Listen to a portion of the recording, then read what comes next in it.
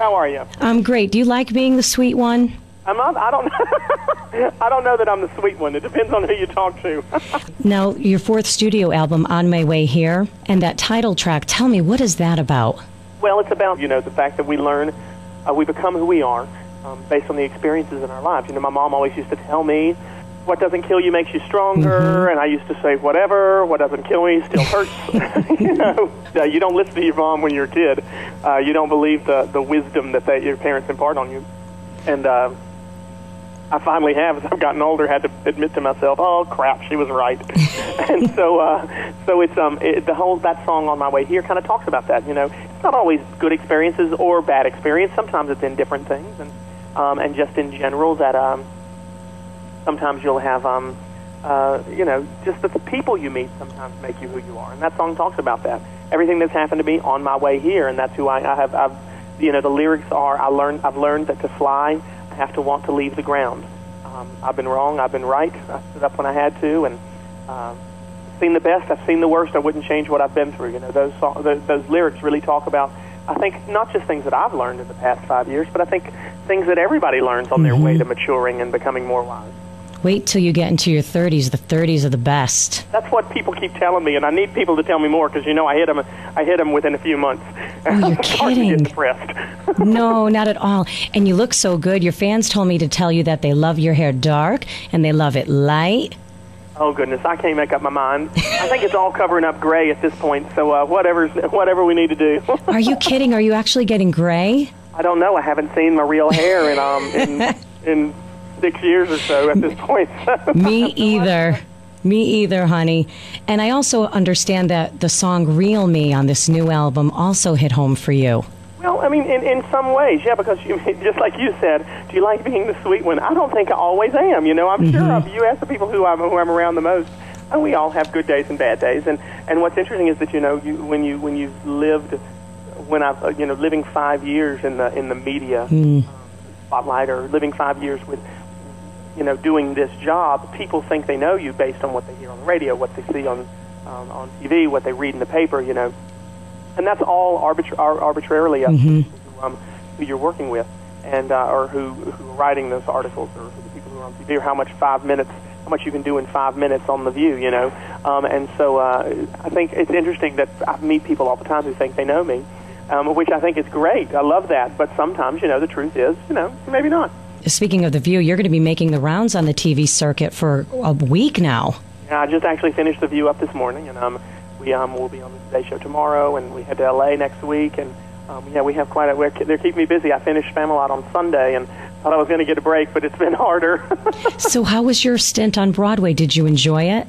Yeah, I loved it. I didn't think it was going to be bad, but I did not realize that I would love it as much as I really did. I mean, it became something. It was not a job at all. It was a group of people who I just fell in love with completely, because this is a wonderful community at that theater. I don't know about all the other theaters, but the Schubert Theater, where Spamalot is, it's a family, and I loved all those people, and I really enjoyed doing the thing as well. I thought it wore me out every night. I think I probably lost 25 pounds. Well, you don't need to lose any weight. Well, you ain't seen me in a while then. I know, that's what I tell people. Not naked. You should see me naked. I got to lose weight. We do a good job. The stylists do a good job. Everybody, there's a team of professionals that make me look good. So. Did you even know about the whole Monty Python phenomenon as a child? I thought Monty Python until about a year ago. Not even a year ago. Till about 6 months ago, I thought Monty Python was a person. And I kept saying, who's he? Well, when am I going to meet him? I found out it was a group. I felt like an idiot. So I was not very familiar with it. And the first time I saw the show, I thought, really?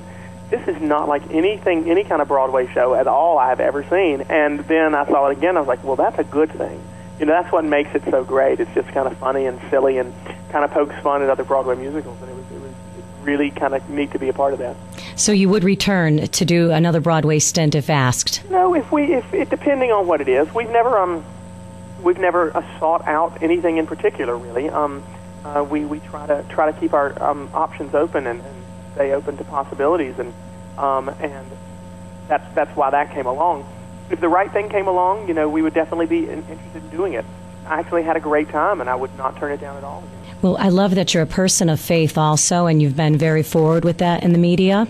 Can we expect any spiritual CDs in the works? But this album, actually, I grew up listening to Christian music and grew up listening to the album The Real Me was actually recorded in a different form a little bit by Natalie Grant, who just won the Dove Award this year. Love her. Phenomenal voice also. You two should do something together. Maybe so. Maybe one day. She actually rewrote part of The Real Me so that it fit me, and then a lot of the stuff on here is in the sense that it fits in with the theme of the album. It's somewhat inspirational. So do you believe that you were destined to do this? Did you feel like it was a calling on your life? Did you know as a child, or it wasn't until American Idol? Oh, I had no idea. I thought I was going to be a teacher.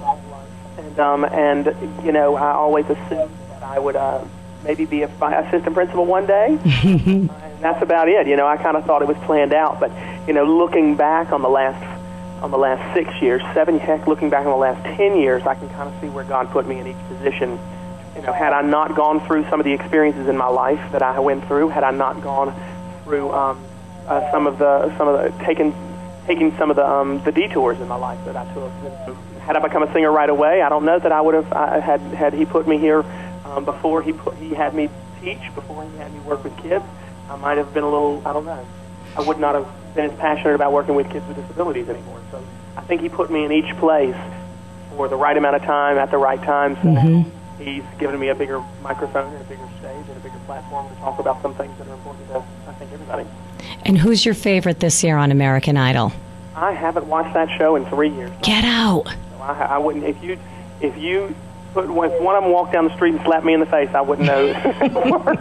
I'm sure eventually I will, because you know, being on the show obviously makes people gives people amazing opportunities to be successful, and they become very visible after that. So I didn't know who Jordan Sparks was until about 6 months ago. So wow. Well, we're speaking with Clay Aiken, his 4th studio album, On My Way Here. Great success. Thank you so much for being with us today. We hope to see more from you. I know we will. Great. Thank you so much.